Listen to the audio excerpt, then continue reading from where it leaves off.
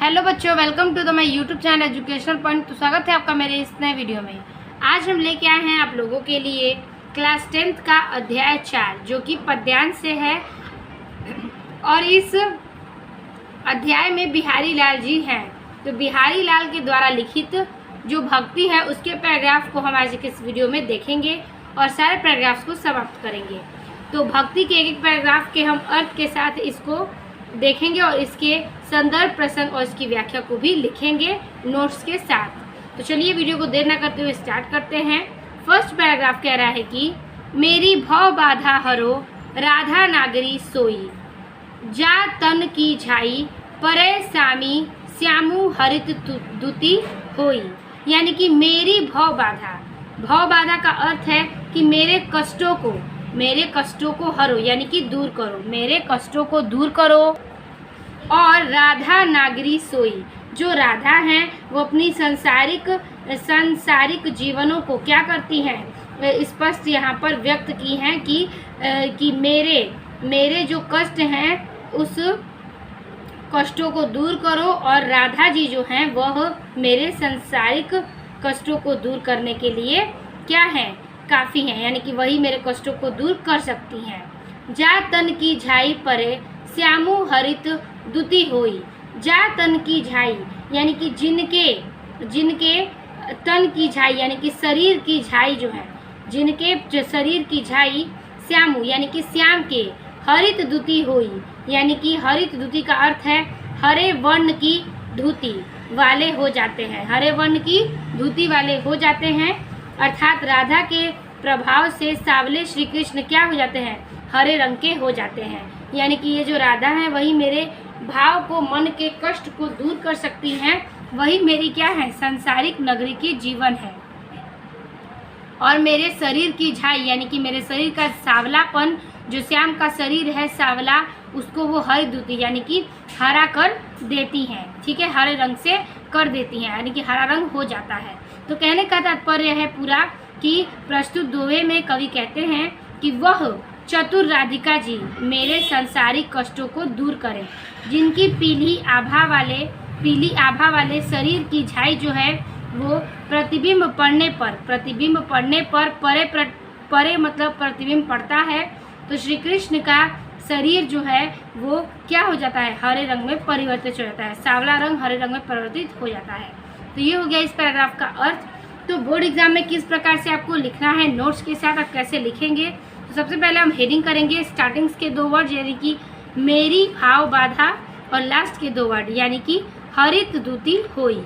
इसके बाद हम इसका हेडिंग करने के बाद संदर्भ, प्रसंग और व्याख्या देखेंगे। तो चलिए देख लेते हैं। तो इस प्रकार से हम नोट लिखेंगे कि मेरी भाव बाधा डॉटेड दुति होई, ये हमारा हेडिंग हो जाएगा। संदर्भ मैं आपको एक ही बताऊंगी और इसी संदर्भ को आपको इस 8वें पैराग्राफ में यही संदर्भ लिखना है। लिखेंगे कि प्रस्तुत दोहा हमारी पाठ्य पुस्तक हिंदी के काव्य खंड में संकलित भक्ति शीर्षक से अवतरित है, जिसके रचयिता कविवर बिहारी लाल जी है। तो ये हो गया आपका संदर्भ। इसी प्रकार से आपको लिखना है, आपको ये इसमें फुल मार्क्स मिल जाएंगे। प्रसंग इस कविता का लिखेंगे। तो इस पैराग्राफ का प्रसंग है कि प्रस्तुत पंक्ति में कवि ने राधा जी की वंदना की है। अब हम देखेंगे व्याख्या को। तो व्याख्या लिखेंगे हम इस प्रकार से कि प्रस्तुत दोहे में कवि कहते हैं कि वह चतुर राधिका जी मेरे सांसारिक कष्टों को दूर करें, जिनकी पीली आभा वाले शरीर की झाई यानी प्रतिबिंब पड़ने से श्याम वर्ण के श्री कृष्ण हरित वर्ण की धुति वाले हो जाते हैं। अर्थात राधा के प्रभाव से सावले कृष्ण हरे रंग के हो जाते हैं। तो आप इसे नोट कर लीजिएगा, स्क्रीनशॉट आप ले सकते हैं। तो इस प्रकार से आपका ये हो जाएगा पहले पैराग्राफ का संदर्भ, प्रसंग और व्याख्या। अब हम चलेंगे दूसरे पैराग्राफ पे। इसका दूसरा पैराग्राफ कह रहा है कि मोर मुकुट की चंद्री कनु यो राजत नंद मनु शशि शेखर की अकस किए शेखर सतचंद।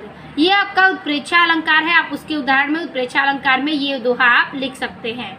ठीक है, तो यहाँ पर कवि ने व्यक्त किया है, बिहारी लाल जी कहते हैं कि मोर मुकुट की चंद्री कनु यो राजत नंद यानी कि मोर मुकुट, जो कृष्ण जी का मोर मुकुट है वो चंद्रिकाएं के समान है। चंद्रिकनु यानी कि मोर के मुकुट, चंद्रिकाएं श्री कृष्ण के मुकुट पर हैं।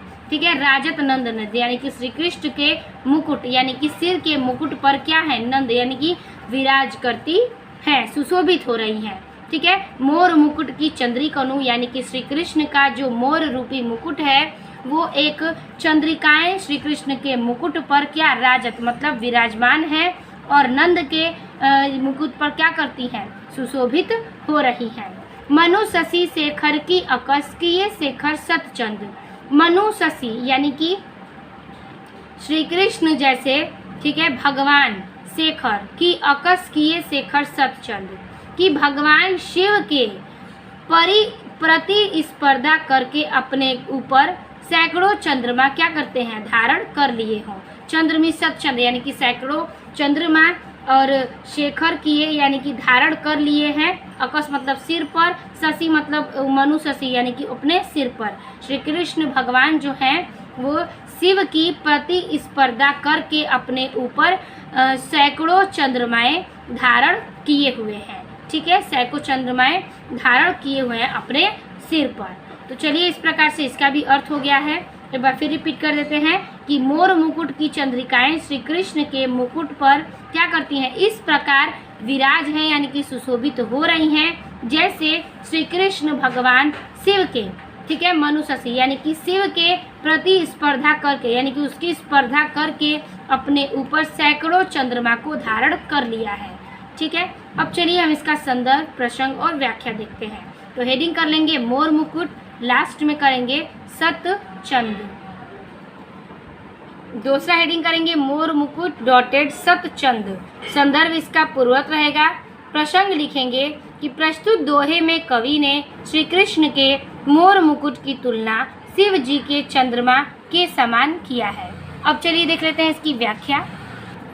हेडिंग है व्याख्या, लिखेंगे बिहारी जी कहते हैं कि मोर के मुकुट की चंद्रिकाएं श्री कृष्ण के मुकुट पर इस प्रकार सुशोभित हो रही हैं, जैसे श्री कृष्ण भगवान शिव से प्रतिस्पर्धा करके अपने ऊपर सैकड़ों चंद्रमाएं धारण कर लिए हों। तो ये हो गया आपका इस पैराग्राफ का अर्थ। चलिए हम देखते हैं तीसरे पैराग्राफ को। तीसरा पैराग्राफ कह रहा है, सोहत ओढ़े पितु पटु श्याम सलोने गात, मनो नील मणि शैल पर आतपु परियो प्रभात। यानी कि सोहत ओढ़े पितु पटु यानी कि सोहत यानी कि यहाँ पर कह रहे हैं श्री कृष्ण जी कि पीला वस्त्र ओढ़े, पितु पटु मतलब पीला वस्त्र को ओढ़े, सोहत ओढ़े हुए क्या कर रहे हैं, श्री कृष्ण श्याम सलोने ज्ञात यानी कि श्री कृष्ण इस प्रकार चमकते हुए प्रतीत हो रहे हैं। ठीक है, कि पीले वस्त्र को ओढ़े हुए श्री कृष्ण क्या कर रहे हैं, चमकते हुए प्रतीत हो रहे हैं। मनो नीलमणि शैल पर यानी कि जैसे नीलमणि, मनो नीलमणि शैल पर यानी कि पर्वत पर, ठीक है, जैसे नीलमणि पर्वत पर आतपु परियो प्रभात की प्रातःकालीन किरणें पड़ रही हों। यानी कि आपतु जैसे कि प्रातःकालीन, परियो मतलब प्रातःकालीन, प्रभात की किरण क्या हो रही हो, उस पर पड़ रही हो। ठीक है, ऐसे वो उस जैसे नीलमणि पर्वत पर सूर्य की प्रातः किरणें क्या प्रभात के रूप में पड़ रही हो। ठीक है, तो सोहत ओढ़े पितु पटु, फिर से मैं रिपीट करती हूँ कि श्री कृष्ण जो हैं बिहारी जी कहते हैं कि पीला वस्त्र पहने हुए, पीले वस्त्र को ओढ़े हुए पहने हुए श्री कृष्ण यानी कि श्याम इस प्रकार चमक रहे हैं, इस प्रकार चमकते हुए प्रतीत हो रहे हैं, जैसे कि नीलमणि पर्वत पर शैल मीन्स पर्वत पर प्रातःकालीन किरणें, सूर्य की प्रातःकालीन किरणें उस पर पड़ रही हो। अर्थात श्री कृष्ण जो है श्यामल शरीर को नीलमणि पर्वत तथा पीले वस्त्र सूर्य की किरणें कही गई हैं। तो वही होता है कि पर्वत पे वो नीलमणि के रूप में दिखाई पड़ते हैं और उनके शरीर पर पीले वस्त्र का धारण किया हुआ क्या है, वस्त्र चमक रहा है। तो इस प्रकार से ये इस पैराग्राफ का अर्थ हो गया। हेडिंग है सोहत ओढ़े, लास्ट में परियो प्रभात। चलिए इसका प्रसंग व्याख्या देख लें। हेडिंग कर लेंगे सोहत ओढ़े डॉटेड परियो प्रभात। संदर्भ इसका पूर्वत रहेगा। प्रसंग लिखेंगे प्रस्तुत दोहे में श्री कृष्ण के पीले वस्त्र की तुलना नीलमणि पर्वत के साथ की गई है। व्याख्या लिखेंगे कि बिहारी लाल जी कहते हैं कि पीला वस्त्र पहने हुए श्री कृष्ण इस प्रकार चमकते हैं, प्रतीत होते हैं जैसे तो नीलमणि पर्वत पर सूर्य की प्रातःकालीन किरणें पड़ रही हों। अर्थात श्री कृष्ण के श्यामतल शरीर को नीलमणि पर्वत तथा पीले वस्त्र सूर्य की किरणें कही गई हैं। तो इस प्रकार से ये इसका अर्थ हो गया। आप इसका स्क्रीनशॉट ले सकते हैं। प्रसंग व्याख्या सेम है और आपका संदर्भ आपका वही रहेगा। तो प्रसंग व्याख्या आपका ये रहेगा। ठीक है, अब हम चलेंगे चौथे पैराग्राफ में। तो अगला हमारा चौथा पैराग्राफ कह रहा है कि अधर धरत हरि कै परत ओठ डिठी पर पट ज्योति हरित बाश की बांसुरी इंद्रधनुष रंग होती। तो चौथा पैराग्राफ कह रहा है कि अधर धरत हरि कै परत, यानी कि अधर आधे पर धरत हरि, हरि मीन्स भगवान। ठीक है, तो बिहारी लाल जी कहते हैं कि जब कृष्ण कै परत के बांसुरी आधे होठों पर रखते हैं, ठीक है, अधर हो रखत, ठीक है, अधर धरत आधे होठों पर जब श्री कृष्ण बांसुरी को रखते हैं तो होठ डिठी पट ज्योति, यानी कि तब उनके होठ पर नेत्र, ठीक है, तब उनके होठ पर जो ज्योति उठती है, उनके होठ पर जो पट यानी कि पीताम्बर के समान ज्योति पड़ने लगती है। उनके पट मीन्स होता है पीताम्बर, तो उनके होठों पर नेत्र और पीताम्बर की ज्योति पड़ते ही हरित बास की बांसुरी, हरे बास की बांसुरी, हरे बास की जो बांसुरी होती है वही इंद्रधनुष रंग होते, यानी कि अनेक रंगों में बदल जाती है, यानी कि इंद्रधनुष जैसे अनेक रंगों में बदल जाती है। कह रहा है कि अधर धरत जब श्री कृष्ण बांसुरी को अपने होठों पर रखते हैं तब उनकी होठें क्या हैं, नेत्र और पीताम्बर की ज्योति पड़ते ही, नेत्र और पीताम्बर की उनके ऊपर ज्योति पड़ते ही उनकी बांसुरी जो है वह हरे बास की बांसुरी जैसी प्रतीत होने लगती है और इंद्रधनुष की भांति अनेक रंगों में बदल जाती है। तो ठीक है, यही इसका अर्थ था जिस प्रकार से आपको मैंने बताया। बांसुरी से रिलेटेड इसमें कह रहा है। चलिए इसके हम प्रसंग और व्याख्या को देख लें। हेडिंग कर लेंगे अधर धरत डॉटेड रंग होती, हेडिंग कर लेंगे अधर धरत डॉटेड रंग होती। संदर्भ इसका पूर्वत रहेगा रेखांकित प्रसंग में लिखेंगे प्रस्तुत दोहे में श्री कृष्ण के बांसुरी को इंद्रधनुष के समान माना गया है। चलिए इसकी व्याख्या भी देख ले। व्याख्या में लिखेंगे कि बिहारी जी कहते हैं कि जब श्री कृष्ण बांसुरी को होठ पर रखते हैं तो उस पर होठ नेत्र और पीताम्बर की ज्योति पड़ते ही वह हरे बास की बांसुरी इंद्रधनुष की भांति अनेक रंगों में बदल जाती है, अर्थात बहुत रंगी शोभा में बदल जाती है। ठीक है, यही इसका व्याख्या है। चलिए अब चलेंगे हम पांचवें पैराग्राफ पे। पांचवा पैराग्राफ कह रहा है या अनुरागी चित्त की गति समूझे नहीं कोई, ज्यो ज्यो बूढ़े श्याम रंग त्यों त्यों उज्ज्वलु होई। यानी कि या अनुरागे चित्त की गति, यानी कि कवि का कहना है कि श्री कृष्ण प्रेम करने वाले, ठीक है, श्री कृष्ण प्रेम करने वाले मेरे मन की दशा को नहीं समझ सकता है कि मेरे चित्त यानी कि हृदय की गति से जो मैंने श्री कृष्ण से प्रेम किया है उस गति को कोई भी व्यक्ति समझ नहीं सकता है। समझू नहीं कोई, यानी कि कोई भी उस प्रेम की गति को नहीं समझ सकता है। जो जो बूढ़े श्याम रंग त्यों त्यों उज्ज्वल होए, यानी कि जो क्योंकि प्रत्येक वस्तु काले रंग में डूबने पर काली हो जाती है। ठीक है, तो जैसे जैसे श्याम यानी कि श्री कृष्ण का रंग डूबता है, जैसे जैसे श्री कृष्ण का रंग डूबता है त्यों त्यों यानी कि वैसे वैसे ही श्वेत यानी कि सफ़ेद, उज्ज्वल श्वेत मतलब सफ़ेद रंग क्या हो जाता है, पवित्र हो जाता है। ठीक है, तो कहने का तात्पर्य है कि श्री कृष्ण से प्रेम करने वाले मेरे मन की दशा को कोई नहीं समझ सकता, क्योंकि क्या है, जैसे जैसे श्याम का रंग डूबता है वैसे वैसे क्या होता है, श्वेत में वह पवित्र होते जाते हैं। ठीक है, तो इस प्रकार से ये भी इसका अर्थ हो गया हेडिंग कर लेंगे हम या अनुरागी डॉटेड अज्जलु होई। हेडिंग करेंगे या अनुरागी डॉटेड अज्जलु होई। संदर्भ इसका पूर्वत रहेगा। प्रसंग लिखेंगे कि प्रस्तुत दोहे में कवि ने बताया है कि श्री कृष्ण के प्रेम से मन का अंधकार दूर हो जाता है। ठीक है, यही इसका प्रसंग है। व्याख्या लिखेंगे कि कवि का कहना है कि श्री कृष्ण से प्रेम करने वाले मेरे मन की दशा को कोई समझ नहीं सकता है, क्योंकि प्रेम प्रत्येक वस्तु काले रंग में डूबने पर काली हो जाती है। श्री कृष्ण भी श्याम वर्ण के हैं, किंतु कृष्ण के प्रेम में डूबा यह मेरा मन जैसे जैसे श्याम के रंग में डूबता है वैसे वैसे और श्वेत और पवित्र हो जाता है। ठीक है, यही इसका व्याख्या है। तो आप इस प्रकार से इसको भी नोट कर लीजिएगा। अब हम चलेंगे छठे पैराग्राफ पे। तो छठवां पैराग्राफ कह रहा है, तो लघु या मन मदन में हरि आवे की ही बात, विकट जटे जो लघु निपट खुटे न कपट कपाट। ठीक है, तो यहाँ पर तो लघु या मन सदन, मन सदन मतलब कहने का अर्थ है कि मन रूपी घर। ठीक है, मन सदन यानी कि मन रूपी घर। तो लघु या मन सदन में यानी कि इस मन रूपी घर में तब तक मैं हरि आवे की ही बाट, तब तक किस मार्ग से ईश्वर को प्रवेश कर सकता है। ये मन रूपी घर जो है वो किस प्रकार से ईश्वर को मार्ग से प्रवेश कर सकता है, किस प्रकार से बांट सकता है। जब तक मन रूपी घर मजबूत का क्या की ही बाट यानी कि कपट रूपी किवाड़ न लगी हो।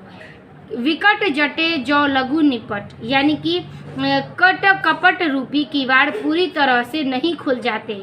जिस प्रकार से कपट रूपी दीवार जो है पूरी तरह से नहीं खुल जाते, तो खूटे न कपट कपाट, अर्थात मन से कपट निकाल देने पर भी ईश्वर का प्रवेश संभव है। यानी कि कल छपट हमारे मन से निकलेगा तभी हम ईश्वर के वास को प्रवेश करा पाएंगे, ईश्वर में लीन हो पाएंगे।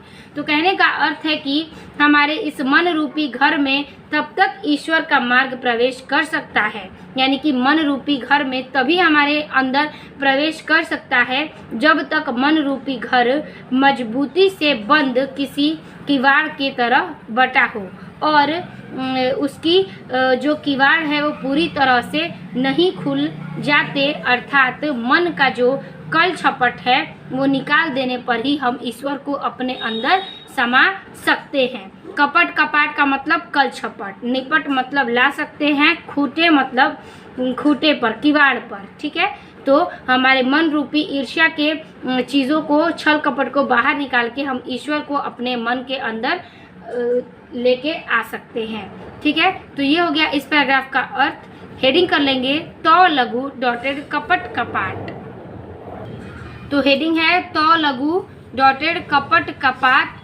संदर्भ इसका पूर्वत रहेगा। प्रसंग में लिखेंगे कि प्रस्तुत दोहे में कवि ने बताया है कि हृदय में कपट निकाल देने पर भी ईश्वर की प्राप्ति हो सकती है। ठीक है, व्याख्या लिखेंगे कि कवि और बिहारी का कहना है कि इस मन रूपी घर में प्रवेश तब तक ईश्वर किस मार्ग से प्रवेश कर सकता है, कब वह ईश्वर इसको मन के रूपी घर में प्रवेश करेगा, जब तक मन रूपी घर में मजबूती से बंद कपट रूपी किवाड़ पूरी तरह से नहीं खुल जाते।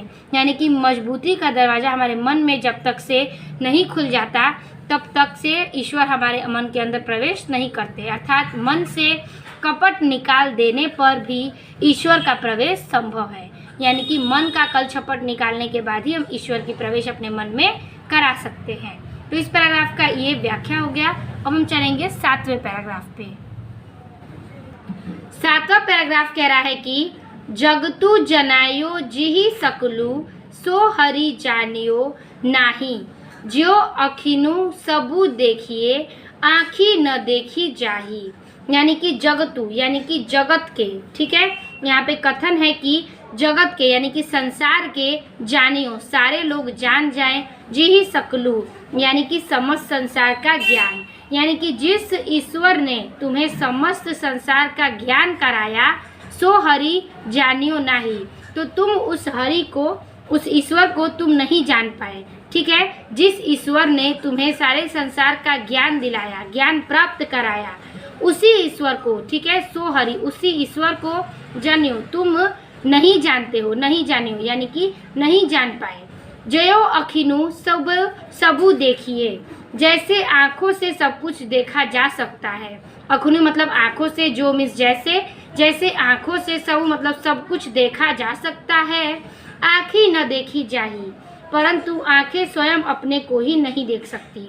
जैसे हम अपनी आंखों से सब कुछ देख सकते हैं, लेकिन हम खुद को अपनी ही आंखों से नहीं देख सकते, उसी प्रकार से तुम्हारे ईश्वर जो है हमें हर एक चीज़ का ज्ञान करा दिए हैं, लेकिन हम ईश्वर को ही नहीं जान पाए। ठीक है, यही इसका अर्थ है कि किस प्रकार कवि का कथन है कि जिस प्रकार तुम ईश्वर से तुम्हें समस्त संसार का ज्ञान कराया, तुम उसी ईश्वर को नहीं जान पाए। जैसे आंखों से सब कुछ देखा जा सकता है, परंतु आंखें स्वयं अपने को ही नहीं देख सकती। ठीक है, ये हो गया इस प्रकार से ये इसके अर्थ को। अब हम हेडिंग करेंगे, जगतु जनायो डॉटेड देखी जाही। हेडिंग कर लेंगे, जगतु जनायो डॉटेड देखी जाही। संदर्भ इसका पूरा रहेगा। प्रसंग में लिखेंगे कि इस दोहे में कवि बिहारी ने ईश्वर भक्ति करने की प्रेरणा दी है। व्याख्या लिखेंगे कि कवि का कथन है कि जिस ईश्वर ने तुम्हें समस्त संसार का ज्ञान कराया है, उसी ईश्वर को तुम नहीं जान पाए। जैसे आंखों से सब कुछ नहीं देखा जा सकता, परंतु आंखें स्वयं को ही नहीं देख सकती हैं। ठीक है, यही हो गया इस प्रकार से इसका प्रसंग और व्याख्या। अब चलेंगे हम इस पैराग्राफ के लास्ट पैराग्राफ पे, वो है 8वां पैराग्राफ। लास्ट पैराग्राफ कह रहा है, जप माला छापा तिलक सरय न एको कामू, मन काचे नाचे वृथा साचे राचे रामू। ठीक है, तो कहने का तात्पर्य है कि जप माला छापा, जो लोग हैं, कवि का कथन है कि जाप करने से, माला पहनने से, फेरने से, गिनने से, छापा यानी कि छापा मारने से, तिलक चंदन तिलक लगाने से, सरय न एक एक कामू, कोई भी काम पूरा नहीं होता है। ठीक है, इन सब का जाप करने से, माला जपने से, जाप करने से, छापा करने से, तिलक लगाने से कोई भी काम पूरा नहीं होता है। मन काचे नाचे वृथा, यानी कि मन रूपी काच से नाचे वृथा साचे राचे रामू। साचे राचे का अर्थ है सच्ची भक्ति करने वाले। ठीक है, रामू यानी कि सच्ची भक्ति करने से क्या होते हैं, राम प्रसन्न होते हैं। यानी कि मन के कांचे में, ठीक है, मन रूपी कांच में जो सच्ची भक्ति करता है, उससे ही राम क्या होते हैं, प्रसन्न होते हैं। न कि जाप करने से, माला फेरने से, तिलक लगाने से कोई काम भी पूरा नहीं होता, और मन का कांच वही से ही हो जाता है। अगर सच्चा मन है तो राम तो सच्ची भक्ति वाले से ही प्रसन्न होते हैं। तो इस प्रकार से ये इसका अर्थ हो गया। हेडिंग कर लेंगे, जप माला डॉटेड राचे रामू। हेडिंग कर लेंगे, जप माला डॉटेड राचे रामू। संदर्भ इसका पूर्वक रहेगा। प्रसंग लिखेंगे, कविवर बिहारी द्वारा रचित दोहे में ब्रह्मा डमरो भी की निरखता को बताकर भगवान की सच्ची भक्ति पर बल दिया गया है। व्याख्या में लिखेंगे कि कवि का कथन है कि जप करने, माला फेरने, चंदन का तिलक लगाने आदि दिखावा करने से कोई काम पूरा नहीं होता। राम तो सच्ची भक्ति वाले से ही प्रसन्न होते हैं। ठीक है, तो ये हो गया इस प्रकार से इस पैराग्राफ का भी अर्थ। तो आपका इस वीडियो में भक्ति का सारा पैराग्राफ समाप्त होता है, जो कि 8 पैराग्राफ था। इसके बाद नीति के पैराग्राफ हैं जो कि बिहारी लाल ने लिखा है। तो आज की इस वीडियो में हमने सारे पैराग्राफ्स के अर्थ को समझे, एक एक अर्थ का हमने नोट्स भी देखा। तो वीडियो अच्छी लगी तो लाइक कमेंट शेयर कीजिएगा। कल के वीडियो में हम देखेंगे नीति के सारे पैराग्राफ्स को, तब जाके आपके बिहारी लाल के सारे इसके प्रमुख रचनाओं में भक्ति और नीति समाप्त होगा। तो मिलते हैं आपसे अगले वीडियो में। वीडियो अच्छी लगी तो लाइक कमेंट शेयर कीजिएगा। तब तक के लिए धन्यवाद।